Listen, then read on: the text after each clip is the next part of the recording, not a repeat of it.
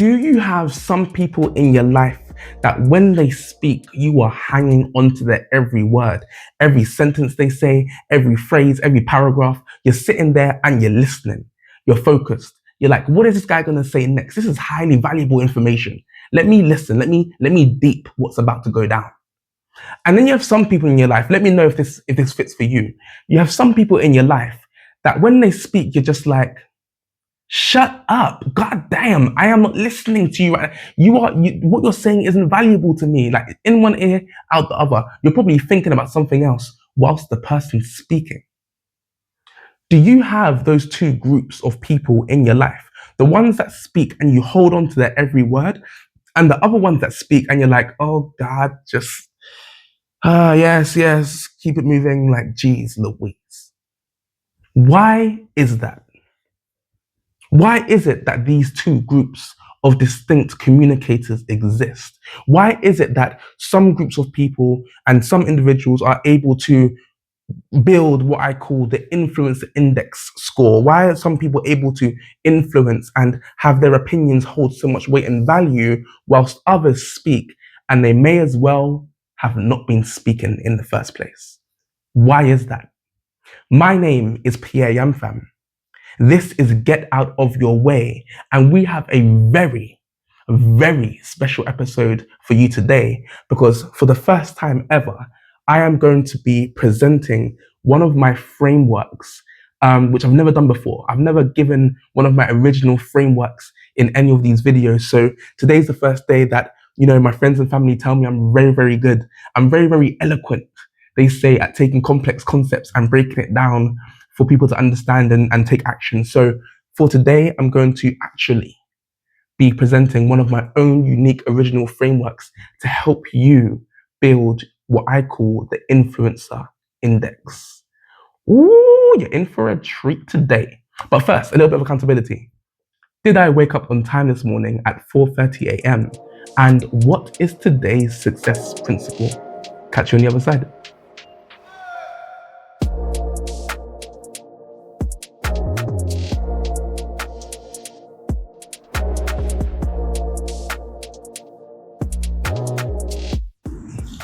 Oh, beautiful people. How's it going, everybody? Day 22, Success Principle 22. We are looking good. We're looking fresh. Today, I'm taking you guys on my walk. Now, this is supposed to be a midday walk, okay? This is supposed to be a midday 3:30 p.m. walk, but it is 5:30. I am behind schedule by 2 hours. Well, technically, I'm not. I moved work around a little bit. So I moved work around. I'm walking out at 5:30. At least I get to stretch my legs and keep things moving. So we're looking good. We're looking okay. So day 22, success principle 22. What I'm loving about these success principles is that they're coming thick and fast, right? They're coming in thick and fast. And I'm really starting to enjoy, I'm really starting to enjoy dropping these bombs for you guys because I feel like by the end of the year, we're going to have a bunch of success principles that's going to absolutely change the game and the script for moving forward and progressing in your life. So I'm very, very happy with these principles, happy with how they're going, happy with how they're looking. And let's drop some more value today, okay?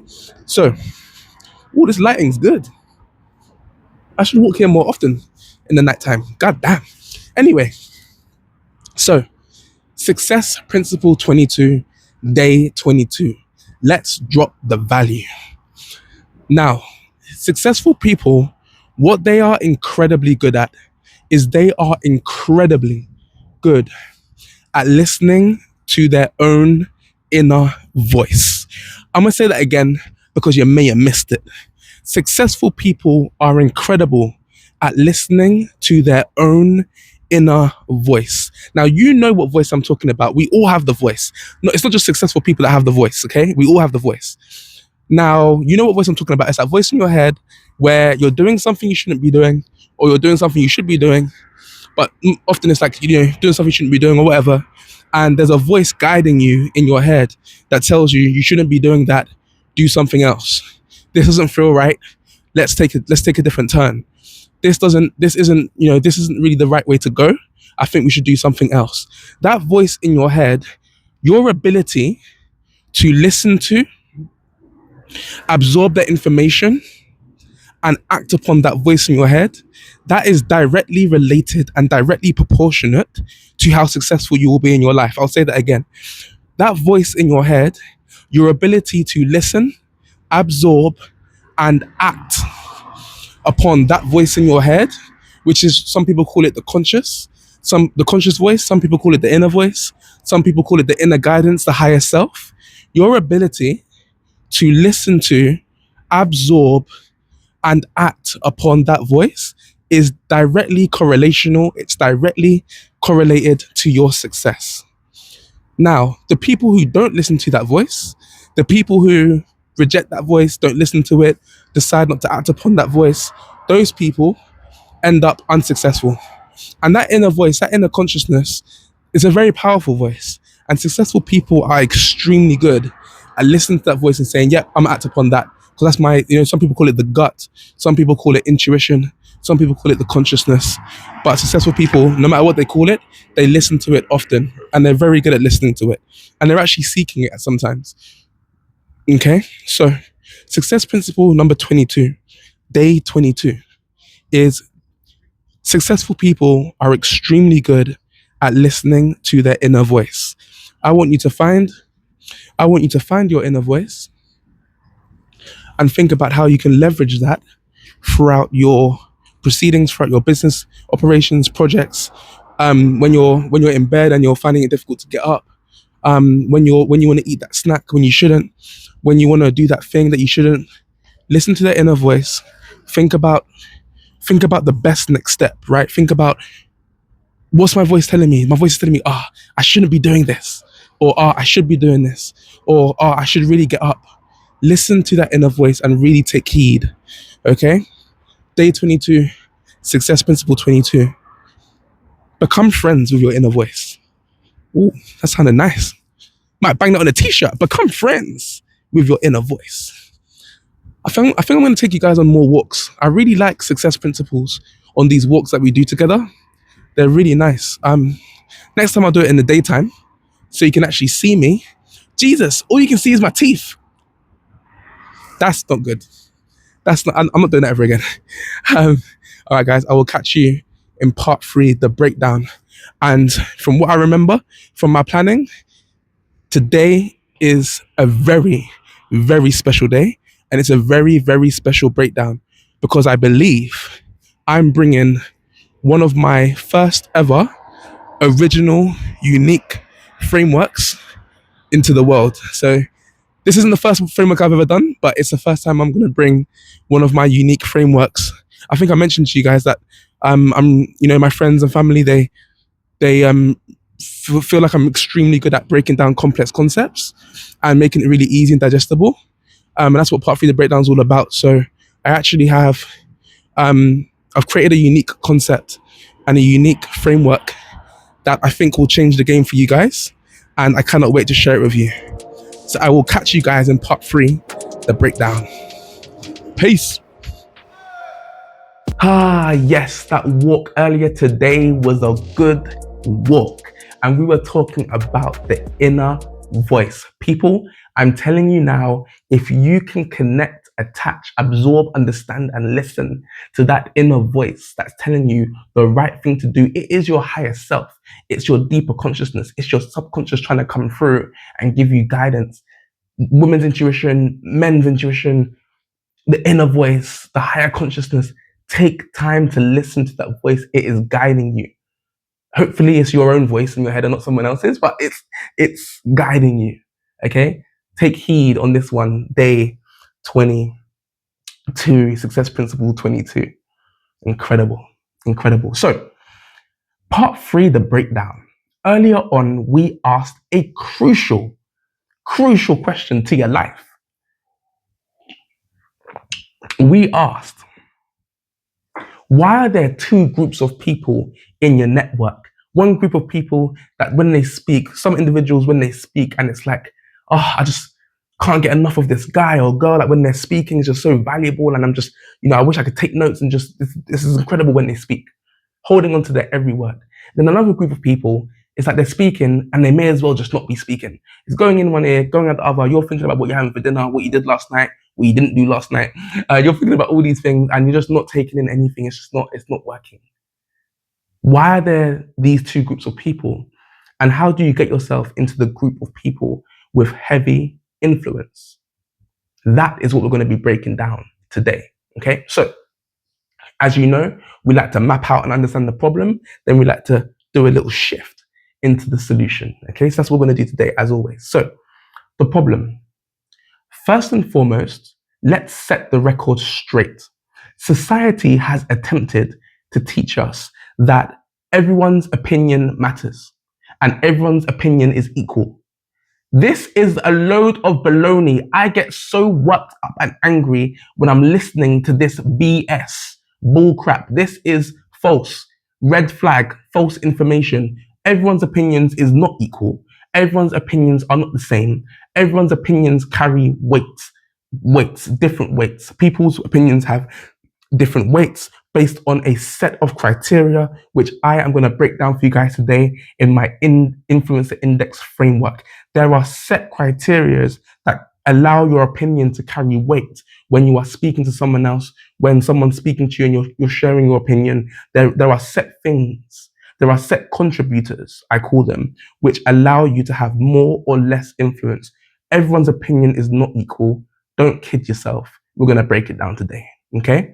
So, and to prove to you that it's not equal, humans can say as much as they want. Oh, it's equal. Oh, everyone's allowed their own opinion. All this. Yes, okay, everyone is allowed, obviously, their own opinion, but not all opinions are equal. And to prove this, you and I both know that when people are speaking, you are subconsciously and sometimes even consciously, you are rating what the frick is coming out of the person's mouth. Sometimes so in my network, okay, I shouldn't probably say this, but basically in my network, my friends and family know that I'm very, back to character types, I'm a C type, very logical, very rational, don't like to waste time, try to be as time efficient as possible, disciplined, all that logical, rational, zeros and ones coding stuff. That's my character type, right? And the goal is to obviously have balance across all four. And that's the goal of life in terms of your building your character. So I'm very like black and white, and I'm very ruthless, and I don't really empathy is something that I've had to learn over the years, right? So in my network, sometimes people will speak to me, I'll say something, we'll be in a conversation, and then someone will say something, and I will literally say to them, I'm sorry, but that adds no value to the conversation. I probably shouldn't say this on YouTube. I sound a bit, it's okay. We're raw. We are ruthless. We are authentic on this channel. I'll tell you as it is. Take it or leave it or take it. Okay. So I'll say to someone, like I've got colleagues and team members and friends, they'll tell you this themselves. We're speaking, we're conversing, we're trying to work out something. Someone will say something of such low value. I say to them straight there and then, I'm sorry, but I don't think that comment adds any value to the conversation. That person knows they've effed up. It was at that point, now Jacob, right? So it's a bit, maybe that's not the best way, but in terms of filtering that emotion or filtering that perspective, I've prepped, my team know who I am as an individual, and I've prepped them to understand that I'm not trying to be mean or like overly ruthless. I need you to know when you're adding value and not adding value, and always try and add value. So I'll say to my team members, that comment doesn't add value to the conversation. We need to rethink that, right? And so to prove that this is how people operate, you will know that when you're speaking to someone, as they're speaking to you, you are rating them. Sometimes, most of the time subconsciously, but sometimes even consciously, you're looking at them and you're like, you're not adding value to my life right now. This isn't working for me. Like, you're just speaking. You're probably speaking about your own thing. I'm trying to tell you about this, and I'm asking for your opinion or your advice, and you've gone on just make it maybe you've made the situation about yourself. Maybe you've not got the point that I'm making, and you're telling me something that I already know, or you're telling me something that I don't need to know, or you're not really hitting the mark. I hate those conversations because it's very awkward, especially when time is very important to you and you're trying to like get a lot done. You have a very low bandwidth for people chatting smack. Do you know what I mean? So you know that you're rating people when you're speaking to them. So it's not that everyone's opinion holds the same weight or anything like that. It's not. You know that you're rating people and each person has a certain weighting in your life. That's why, by the way, that is why you go to some individuals for their opinion and you don't go to other individuals for their opinion because you've put everyone in your network, you've put them in a hierarchy of opinions, and you'll go to the top people for their opinions because you value what they say, and they've earned that through their influencer index. And you don't go to the other people because they've lost the right for you to share your thoughts and concepts with them and for them to give you your opinion. They've lost the right because unfortunately they've butchered their influencer index score, right? And so that's actually what's happening. And if you find you're an individual where you give feedback, no one takes your opinion seriously, people brush off when you speak, your insights don't really shape decisions, like what you say doesn't really move the needle in a conversation. If you're finding that you're not really a trusted voice in your network, this video is for you. I will show you how to move your influencer index score from goddamn bollocks 0 to move it up through the ranks to, let's say, 1,000 or 10 out of 10 or whatever numbers we choose in the future for this framework, maybe out of 100. So we'll try to get you to 100 in your influence index, okay? But for right now, if you're one of those people where you be speaking, people aren't listening, you give suggestions, people aren't taking note, people aren't moving in the direction that you're suggesting, it's because your influencer index is burnt. Don't worry, we've got an extinguisher, we're gonna sort this out. We're gonna rebuild, okay? Don't worry, we're gonna rebuild today. And so people are, when we talk now about this idea that people are subconsciously and sometimes even consciously rating you, let's wrap up this problem section. Let's wrap up with what the problem is here. You are not aware that people are rating you based on invisible metrics. There are visible metrics and there are invisible metrics. So there's actually two types. But essentially, people are rating you based on these metrics. And if you do not know what these metrics are, if you do not know what these contributing factors are, I call them contributors. If you don't know what they are, you could be essentially just like a credit score, right? If you have a credit score and you don't know what's affecting your credit score, you'll be making all kinds of financial decisions, not knowing how your credit score is being affected. Same concept. With your influencer index, there are a set of contributors that people are rating you on constantly. Every time you open your mouth, it's happening right now, by the way. You're still watching this video at freaking, I don't know, is this 20 minutes in? And you're still watching this video because I have built enough of an influencer index for you to still be here at minute 20 or whatever minute we're on right now, right? Because obviously we do editing, so I'm not too sure exactly what minute, but around 20 minutes we're probably at. And so as soon as, let's say, for example, in these videos, I started to chat a whole load of smack. I started to say things that aren't true. I started to deviate from the brand, from the brand direction that we're going in, which is all about getting out of your own way. I started to talk about, I don't know, ice skating. You're not here for ice skating. You didn't come to this channel for ice skating. You weren't here to learn how to ice skate. If I randomly, right, started talking about different topics like ice skating, my influencer index will begin to drop and you guys will begin to leave one by one because I am not ticking certain boxes in your that you're subconsciously rating me on, which are these contributors that I'm about to show you now. Does that make sense? And so what we need to focus on is what are these contributors that are affecting our influencer index and how do we keep all of them high? Okay? How do we stay on brand and keep them all high? So let's get into the solution. Let's get into what these contributors are. Incredible. So there are 8 contributors to your influencer index. Okay, let me break this down for you. There are 8 contributors to your influencer index. I'm a little bit nervous, Freck. I'm a little bit nervous because it's like, in my life, I've built quite a few different frameworks. I've built a framework for the meaning of life, which I cannot wait to publish. Like, I cannot wait to show you guys that. I've built this framework, which is all about opinion and how to be captivating when you talk and how to have people move in your direction. I've built that framework. I've built frameworks of success. I've built like about 5 different frameworks. I've also built a framework on value contribution and a value chain.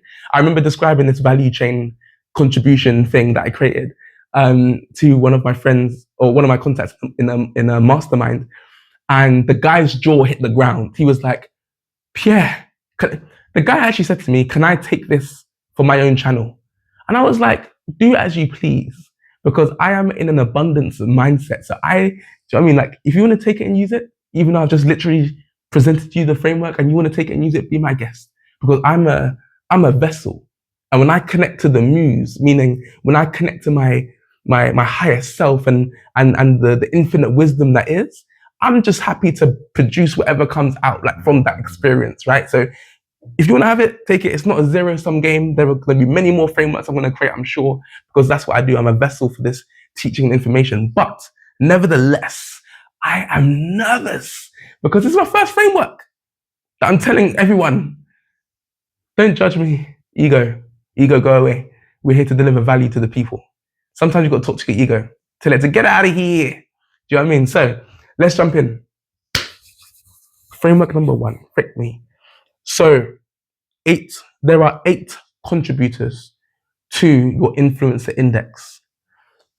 4 of these contributors are what we call perceived perception.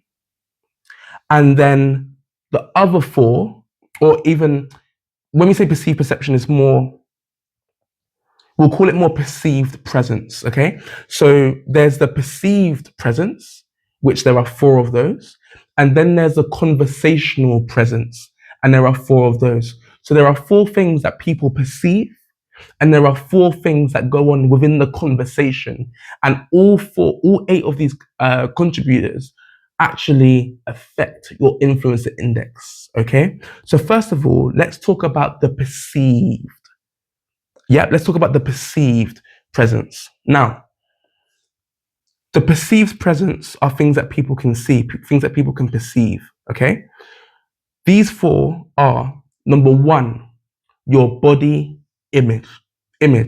Your body image is how your body looks. Are you fit and healthy, or are you large and overweight? Are you tall or are you short?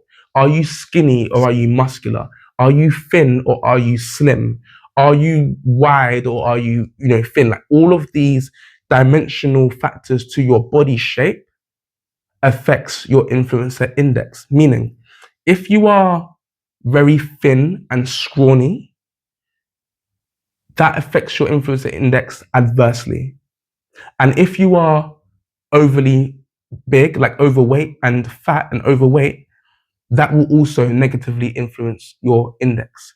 If you are muscular, if you are toned, well built, got a nice chest going on, got a nice broadness about your shoulders, if you are in that category, which, by the way, from PE GCSE, I think that's called ectomorph. Ectomorph, I think, is a skinny one. Mesomorph, I think, is the muscular one. And then endomorphs, I think, are the really big guys. So yeah, I think it's called ectomorphs, mesomorphs, and endomorphs, but don't quote me, Google it. Those are the 3 body types, basically. So if you are in the mesomorph category, meaning the strong ones, the muscular ones, the well-shaped ones, you will have a high influencer index in that category. And in terms of evolutionary biology, it makes complete sense, because in tribes, the men of the tribes that were muscular, well-built, these are the ones that would protect us. These are the ones that would go out and hunt for us. And we held them in high esteem because they kept our village safe and kept our village fed. And what do we need to survive and pass on our genes and beat evolution in the arse? We need to eat, and we need to stay alive. Obviously, and reproduce and sleep. But, Mrs. Green, right? All the different 7, whatever things about being alive. But basically, these guys kept us alive. And so we have built a long-term, deeply ingrained psychological attraction to people that look peng-a-leng-a-leng. I don't know why I just said that. I'm so sorry. But basically, yes, we are psychologically attracted to people that look in good shape because these are the ones that have kept us safe and kept us fed for millennia, right? And so that's the body image contributor, number one. The next contributor is the body language. Body image, and number two is body language. Body language, let's not get into, there's a whole doctrine on freaking body language. You know about them: open body language, closed body language, facing the person you're speaking to, body language. Your body's facing a little bit away and you're looking at them like, I want to go. Do you know what I mean? Like, I want to go, but I'm not going to, do you know what I mean? That sort of, that's very disrespectful, by the way. You need to be facing the person. Make sure your feet are facing the, there's a whole, looking in the eye contact, looking to the left, to right. There's a whole thing about body language, okay? Shaking the hand, how hard you squeeze, the warmth of your hand before you shake someone's hand. There's a whole thing. Let's not get into it right now. But there's a whole thing in body language. The more apt your body language is, the higher your influencer index. Think about that, okay? So you got body image, then you've got body language. Then you have dress code. Dress code is all the fluff that you put on top of your muscles and your skin. Obviously, what you're wearing. This is the dress code, right? If you look like, with respect, if you look like a tramp, you are gonna get tramp energy fed right back at you, okay? So if you're scruffy, if you're smelly, if you're all of these lower vibrational ways of dressing, if you dress in that way, that will negatively impact your influencer index. Why? Because again, evolutionary biology, you look like you're carrying a disease. And I don't want to be around you if you're carrying a disease because I've got me and my family to protect. You look smelly, you look unwashed, you look like your clothes don't fit you, you look like you look like you don't have what it takes to even dress yourself nicely. So why am I going to value your opinion? Go sort yourself out, then come back to the conversation. Do you know what I mean? That sort of vibe. So it's very important to come across and look presentable. If I was here right now in like a vest with stains, you know those vests where they got stains on them and it's like I use it for gardening and it's all dirty and I came on and I'm like trying to give you guys value? What? That's not, do you know what I mean? That's not how it's gonna go down, right? But I come here, I got my nice shirt that I like to wear, roll my sleeves up, which is a signal, by the way, that I'm here for business. There's so many body language stuff you can do and dress code things you can do. You know, got my zip all the way up, tight neck, presentable hair, looking good, feeling myself, you know what I mean? Stunting, yeah, I'm joking. Sorry, let me stop. I'm getting carried away and I'm gonna calm myself down. So, dress code, okay? Very important. Number 3. And last but not least of the 4 perceived presence is the upper limit, the facial expression.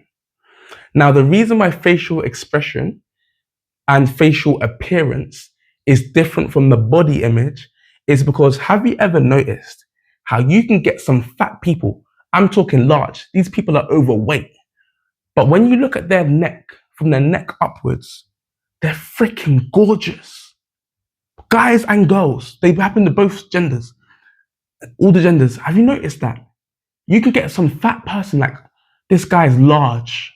Like, they need to do something immediately about their health.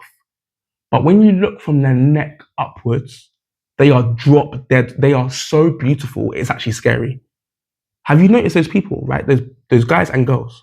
Now, that's the reason why I made it a thing and I made it imperative that I split up the facial appearance and the body image. Because some people can have a terrible body image, but they're looking fine like lime in the summertime, right? Then some people can look fine like lime in the summertime, but their body isn't great at all. So that some people can have some people can have a really bad body and a really nice face. And some people can have a really bad face, but a really good body. That's what I'm trying to say, yeah. Now, if you have a really bad face, what do I mean by that? I don't mean the way you were born. Everyone's born freaking beautiful. You know you're beautiful. Your mama loves you. Don't worry about that. You're looking good. That's not what I'm talking about. Everyone has their own shapes and their own beauties. What I'm talking about is brushing your teeth. What I'm talking about facial appearance is how is your hair styled, right? What I'm talking about facial appearance is how is your beard trimmed? How is your, if you're a guy, how is your beard trimmed? How are your eyelashes and eyebrows done? How are you put together? Is your breath stinking? What's your teeth saying? Are you brush your teeth? Do you know what I mean? This is facial appearance, okay? These are the four perceived, these are the four contributors that contribute to the perceived presence. How do people see you? What's your presence that people can see? This is the perceived presence.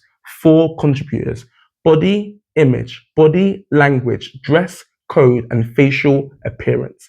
These four affect your influencer index. Now we're gonna slide across to the, I'm enjoying myself, hot damn. Now we're going to slide across to the four conversational presences or presence that goes on when you're affecting and when you're building your influencer index. Okay. So the first one is the bass tone. The bass tone sets the scene for everything. What a bass tone is in conversations is the bass tone is what is your foundational vibe? What is your foundational base? What is the base of everything that's coming out of your mouth? Meaning, when someone comes to you for your opinion, someone saying, "Hey, I've got this business idea. I would love your opinion." What is your base tone? Even if the idea is terrible, what is your base tone? Is your base tone pessimistic? Is it optimistic? Is it the world's gonna end? Or is it we can find a way? Is it this is a terrible idea? However, and this is why it's a terrible idea, but I think that you're onto something here and we can break this bit. What is your base tone? Are you an asshole who doesn't really listen and is pessimistic and like, oh yeah, oh no, another idea you're coming to, oh yeah, another venture, is it? Oh, another, oh you think you're Lord Alan Sugar now, do you? Oh yeah. If you're coming with that vibe, can you see how that's going to affect your influence index? That person's probably not going to come to you again, and you'll start to get a reputation of being a dick, right? So what is your base tone, or is it optimistic? Hey, I'd love to hear your new idea. This sounds incredible. Let's go. Break it down to me. Wow. Really? Okay. And how? Oh, so is it? Are you going with that vibe? What is your vibe? What is your base tone? The more optimistic and forward progressive and positive your base tone is, the higher your influencer index. Okay. Now for the conversational presence number 2.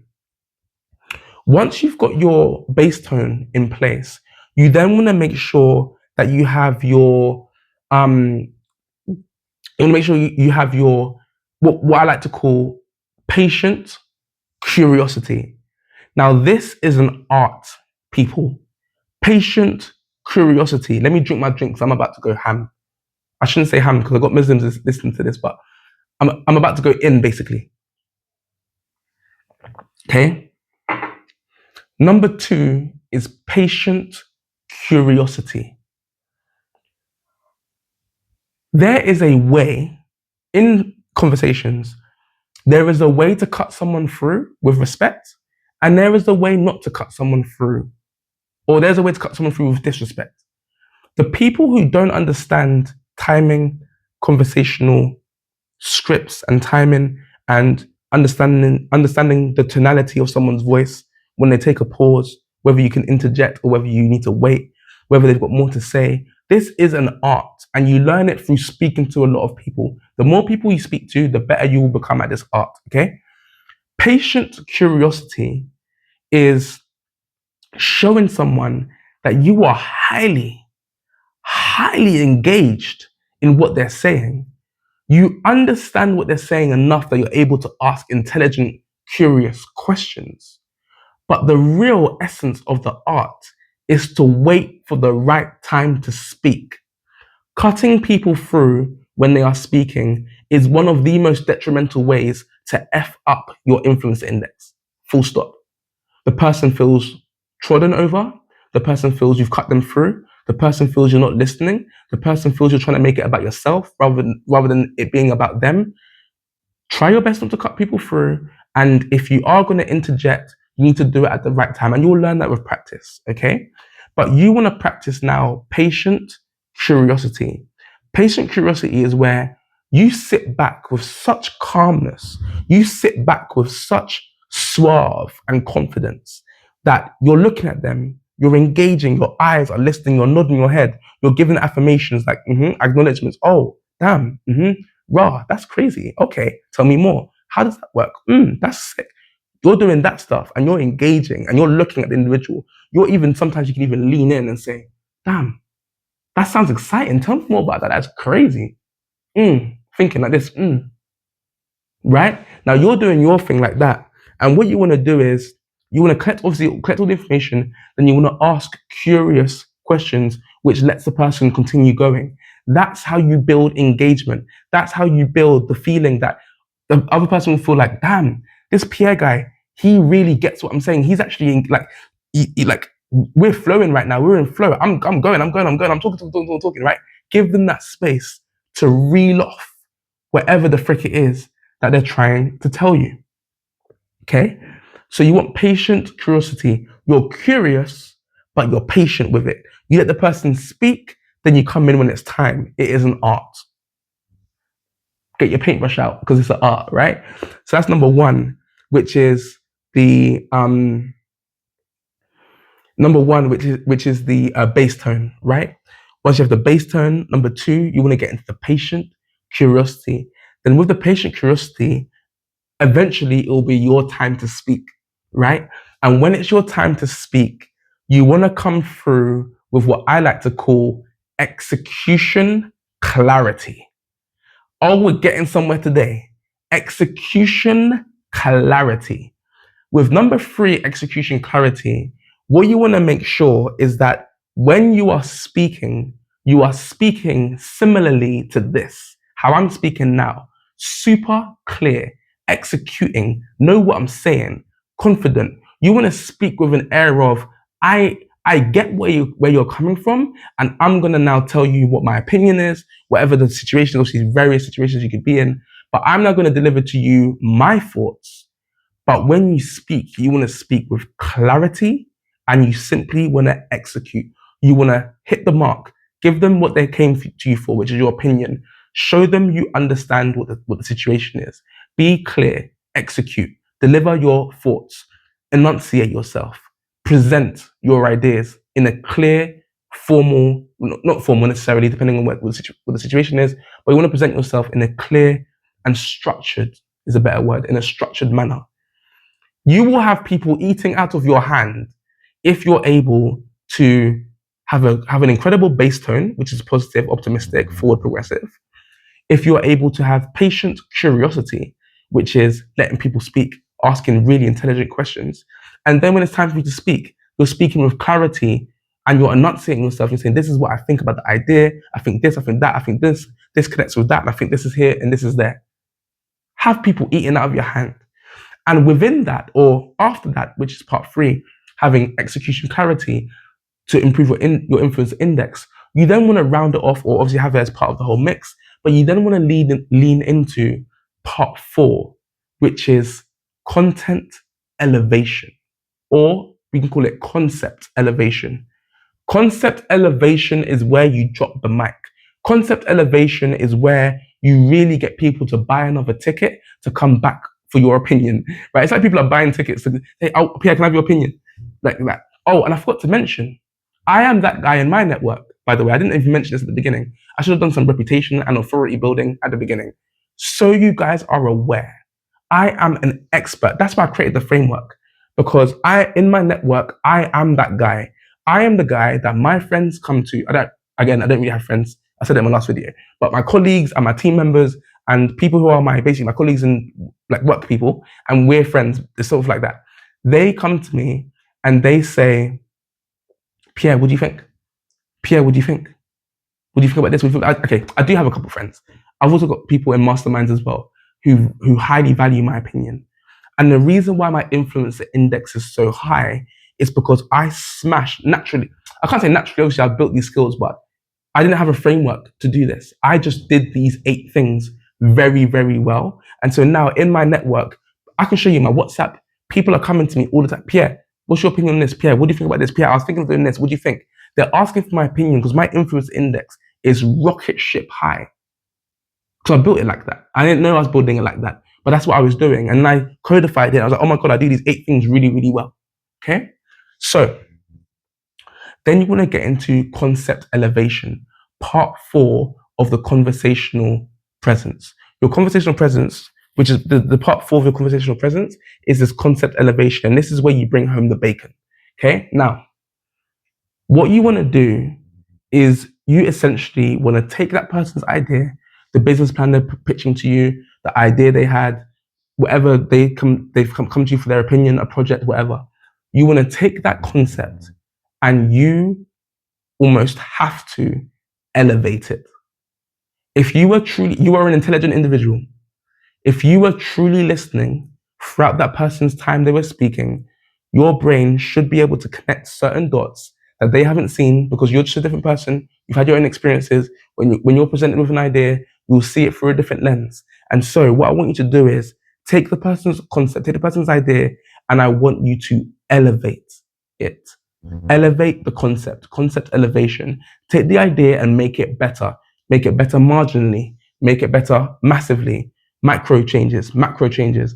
Do what you got to do, but do not ever, if you want a good influencer index, do not ever leave the individual in the same state to which they came to you for. Because what they're actually looking for when they came to you in the first place wasn't just your opinion. They're looking for more than they currently are. They're looking for guidance, advice. They're looking for your opinion. But it's more than your opinion. They're looking to be lifted. They're looking to be raised. They're looking to be more than. Don't forget that. That's really deep down, that's what they're coming to. They're looking to see if you can make things better. That's what they want.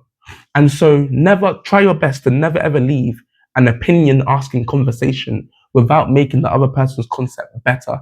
They will keep coming back to you and you'll be able to influence and, all these chess pieces, move things around, blah, blah. You have immense influence if you do part 4, which is concept elevation. Raise the idea, make it better, give it back to them and say, what do you think? Okay. So let's recap. There are 8 contributors to your influencer index. 4 of them are your perceived presence. The other 4 is your conversational presence. In your perceived presence, you've got body, image. How do you look? Body, language. How are you moving? Dress code. Are you doing that are you living that life, or are you looking good and fresh? And then we have the facial appearance. What's going on up here? Not what's going on down here. We dealt with that in body image. But what's going on up here? Okay. Then you've got your conversational presence. Number 1, or technically number 5. What is your base tone? Are you optimistic or are you pessimistic? Then we've got your patient curiosity. Are you calm, cool, and collected, letting the person speak, not trying to chime in? Annoys me when that happens. Not trying to chime in. You're just calm, you're cool, and you're asking these curious questions at the right time. Okay? Then you have number 3, which is your execution clarity. You want to make sure that when you speak with clarity and execution. You want to be understood by the person who's coming to ask for your opinion. If you're yapping, and they don't understand what you're saying, they're very unlikely going to come back for your opinion, and they're very unlikely going to do whatever it is you think that they should do. Okay? And then last but not least, you want to focus on concept elevation. Take their idea, make it better, give it back to them. People will be eating out of your hand. Okay? And that, my friends, is part 3, the breakdown. That is how you build, maintain, and influence individuals. with your opinion, and that's how you build your influencer index. Okay? And make sure you're aware as well that every single time you speak to another individual, you are doing this. You are playing with these 8 contributors. How does that come across? Yeah, think about it. How does that come across? Okay? And that, my friends, is what will take us to part 4, the blueprint. I will catch you on the other side. Brilliant. So, part 4, the blueprint. Oh my gosh. Today, ladies and gentlemen, we are going deeper into the Google Calendar. In yesterday's session, we built out Monday, right? We built out what Monday looks like. It looks beautiful. It looks colorful. We're looking good. And in today's video, I'm going to show you how to automatically build out the rest of the week. As long as things look similar, roughly the same, but we can change that in a bit. But we're going to automatically build out the rest of the week, and you're going to see what your weekly calendar's going to look like. All right. So let's jump into the screen share and let's build out what we need to build out. Let me bring my laptop over here a little bit. You're a little bit far away today. Did I hurt you or something? Like, why are you so far away? Jesus, come over here. Teach you a lesson right now. I'm joking. All right. So I can still see you guys. Okay, cool. And the laptop's here. Awesome. So let's jump in. So as you guys can see here, this is what we done yesterday, right? We built out Monday. Now, let's just assume that your whole week is exactly the same. Let's start with there, right? So what you want to do is, let me zoom in as well for you guys, so it's really nice and big. Oh, my bad. Press the wrong button out here. FNF11, yeah, cool. So let's actually build out the entire week. So we're going to start with this one. I think we could start with this one. Let's just build out 7 days for now. Yeah. So what you want to do is you want to grab one of the tiles. Let's start with bedtime, the first one. Then here you can see it says doesn't repeat. So what you want to do is you want to click on that and say, it repeats daily, because every day you're going to bed, right? And we're going to build out every single one as daily for now. Okay, so daily. And what you want to do is you want to come down to custom, click daily, that's fine, clicking daily is good. But you want to come down to custom. And what you want to do is, because we're only building out 7 days, by the way, I'll give you this tip now. Don't bother building out the year. You can easily build out the year, like in 2-3 button clicks, but there's no point. Because what I found after 3 years of really living by my calendar, 3 years of having a calendar and dipping in and out, but this year I'm really going crazy with it. What I found is that your calendar will change almost every month. So 12 times in a year, maybe 10 times in a year, you will be changing your calendar, updating it, tweaking it, and moving it. There's no point in building up the whole year. It just slows down the whole system. It gets a bit sluggish, and you're going to be changing, updating anyway. So I like to build 30 days in advance. Okay, that's a tip that I'll give you guys for free. Now, but for this, what we're doing today, we're going to just do 7 days, right? So it ends after, just put after here, then just put 7. Okay, so we'll bring that in. Then you just click save. That's it, it's done. Then what you'll find, and we can even delete this last one here. Why is it saying 11? They shouldn't be saying 11:03. So our bedtime is what time? 11:30. Sorry, that's a mistake on my side from last time. So this is 11:30. So we've got 11:30 till 6:30. 6:30, yeah. Okay, so that will rectify itself. Edit all events, so make it perfect. Good. Then the one that we created yesterday, we can delete that one. So we don't need the one from yesterday because we've created it, we've duplicated it everywhere now. Okay, so 1 second, guys. This is the one I want to delete. That's it, good. So, and why is it 6:30? Jesus, we're all over the place today. Come on, Pierre, let's get your acting gear. So first of all, make sure that you've got the correct times, okay? We did that in our last session, so you should be okay. Then we've got no overlaps. Okay, we're back. We're back, people, we're back. So once you have 11:30 till 6, that's the one that you've duplicated across the 7 days, okay? And then Sunday, we don't have anything for going to bed, so it looks like we'll do 8 days, just so that we have Sunday in there as well, okay? So we'll do 8 occurrences. Now Sunday's evening one will be in there in the bottom right.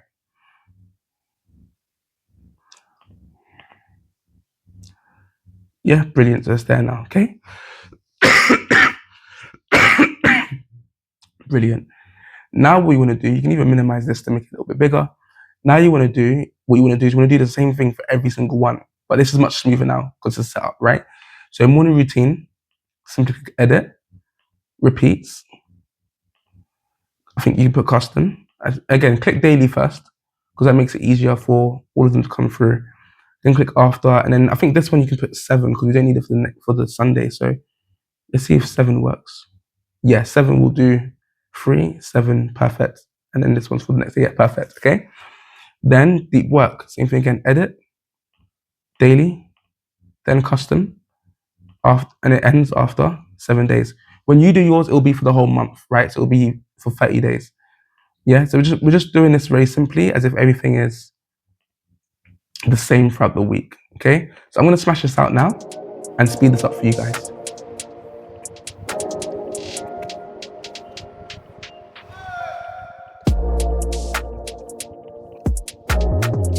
Absolutely incredible. So now we've got the whole week mapped out, and this is what your week looks like. Let's say everything was the same every single day. That's what this week looks like. Nice and clean. Every day is the same. And again, some people can say, "Oh, this looks very monotonous or very the same every day." Like, let me ask you a question. If you're living in heaven, do you want that to be the same every day? Anyone who chats smack to you, I'll tell you this from now. Anyone who chats smack to you and says, "Oh, you do the same thing every day. You're a robot. You're not living life." That person isn't living life. Whatever imbecile said that to you, that person is the person, unfortunately, who's not living life. Because if you are in bliss, and if you are in heaven, and if you are living every day on your own terms, with your own options, living by your possibilities and opportunities of life, not living by your limitations, but living and leaning into what's possible and doing what you want to do, living by your values. If you're living like that, why wouldn't you want to live like that every day? If anyone says this madness to you, send them to me. I will set them straight. I will straighten out their back. Okay? I don't know why I just said that. I'll straighten them out. I'll let them know. I'll let them know the score. I'll help them to get out of their own way. Right? So this is what your week will look like. Now, to round up this part, to round up this section of the video, of this episode, what we're going to do is I'm going to show you what happens if, let's say, for example, something pops up. And let's say, for example, you want to have a different day in your calendar for whatever reason, maybe on Wednesdays and Fridays, you pick up the kids or you do something which alters that schedule. Okay. So first and foremost, let's say there's a meeting that gets put in. That's my life, by the way. Meetings get put into my calendar and I need to say no to more meetings. But basically, let's say, for example, a meeting came in on Thursday and the meeting had to start at 1:30 till 2:30. You couldn't get it into your perfect 3 till 4 slot. It had to be 1:30 till 2:30. All you do is these little black spaces are gold. Click in the black space or just click in this plus button up here. But I'll show you what the black space does. It just creates a little thing for you to add in here, right? So remember your color for meetings is red. So I always like to change the color first. So I remember and I can see what I'm doing. And let's say you got a meeting with Bob. Yeah, you got a meeting with Bob. And that's 1:30 till 2:30. You got 1:30 till 2:30. Okay, that's in. Now you may want to add his email, where the location of the meeting is, whatever. Google Meets, whatever. So now you've added that in, that's going to affect your deep work time. So I want you to click on your deep work time, and you can change this in 2 ways. You can either click edit and then move this back to 1:30 this way. And make sure you just change this event. Don't change all your events because this is the only one that's being affected for this day, right? So you can do it this way. And then as you can see, the calendars become perfect again, meeting with Bob. Or the other way you can do it is this way. You can simply click on it. And most of the time you can move it perfectly. Sometimes it doesn't work perfectly, but you can simply just click on it and just drag it up. And if you drag it up, it will lock. And you click this event and it will just lock where it needs to lock, right? So you can do it that way. Sometimes when it's like, 10:45 or when it's like 10:25 or when the time is like an odd, like a weird number, not like on the hour, 15, 30, or 45. Sometimes the drag feature doesn't really work. But as you can see here, the drag feature works really well because we're sort of on the hour, on the 15-minute slot. So you can just bang it in there, finish it at 1:30. So your deep work has now changed. Now you may decide that you don't want to take any more meetings that day because you already had your meeting with Bob. So what you may want to do then is delete this meeting slot, only this event, not all the events. Delete this meeting slot, and then you may take that time to have a longer lunch, maybe, or maybe you'll take that time to put in another deep work session. So to create another deep work session in that slot of 3 till 4, simply click on any of the deep work sessions, click on the three dots, duplicate, and then set the correct time, which is 3 till 4. Set the correct time. This does not duplicate, it's only for one day. And make sure it's on the correct day, which is the 6th. Yep, the 6th. And then click save. And that should create a beautiful deep work slot in there. So this is how your calendar is changed for Thursday, okay? Because the meeting with Bob came in. That's how you update your calendar. Now, let's say, for example, you had 2 days on your calendar which are different to your other days. So what you want to do is, let's say, for example, it was Wednesdays and Fridays. So on Wednesdays and Fridays, you want to have an extra long floativity with your kids, for example, right? So what you want to do is you want to duplicate this floativity, right? You're going to duplicate it. And what you're going to do, and first of all, let's remove the old one, right? Let's remove the old one first, because I think that'll be easier for you guys. So what you want to do is you want to edit and you want to change this from daily 7 times. You want to go to, this happens every single day, right? So let's go, even if you just go Monday to Friday, that's fine. Because then when you click custom, you then have these. What you're trying to do, you're trying to get to the place where you can see these. So in any situation, just click every weekday or click basically every day or every weekday, then go back to custom, and then you have access to these, okay? So we now know that this, what we've got here, this happens normally 4 till 4:30 on Mondays, Tuesdays, Thursdays. But on Wednesdays and Fridays, we don't want it to happen like that. It's going to be a little bit different, right? Floativity with the kids is going to be an hour, for example. So what you do is you deselect those and then click. And then we're doing it after only 3 occurrences. We're only building up the week, right? But you'll then calculate that over the month. So 3 times 4 is 12. So this would happen 12 times in your month. Click done, click save. This, and remember you're editing the week now. So you can click this and following events. Yeah, because I edited this one, so it will edit this event and following events. So as you can see, oh, my bad. I deselected Saturdays and Sundays. So let's put that back in. All well and good, making a couple mistakes, that's all right. So we've got this one and this one. So that's 5 occurrences for the week. Yeah, so save. Brilliant. So we'll pop back in now. Good. Now what you want to do is you want to create longer sessions on Wednesday and Friday. So take a floativity from before, and remember we can duplicate. So when you duplicate, you want to go custom, and you want this to happen on Wednesdays and Fridays. So those are the ones selected, and it's only going to happen twice for this week. And you want it to happen on, the first one's on Wednesday, the next one's on Friday. Happens twice. Perfect. And this is for an hour. Okay? So because it's for an hour, you bang that in and click save. That will create the hour one. Yes, it's different now. Then also what you want to do is that will then affect the rest of your days for those days, right? So this will now mean you have a smaller deep work session as a result. So again, click on the first one that you have on Monday, and what you want to do is you want to edit this. So this also happens throughout the week. Yeah, but on the right days. So the deep work session, which is the normal one, that now happens on the correct days, like this. Perfect. And then you want to create a deep work session for your Wednesdays and Fridays, which is going to be a little bit different, right? So for these days, Wednesdays and Fridays, you want it to be on Wednesdays and Fridays, and it's going to happen twice. and you want it to start on the correct day, which is Wednesday. Yeah, perfect. And this is going to be 4:30 till. It's going to be 5.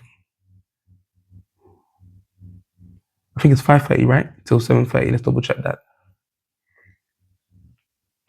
Okay. So let's save that. Okay, so it's 5 till 7:30. That's why it's got black gap there, yeah? So we'll do 5 till 7:30. Brilliant. Good. And look at that.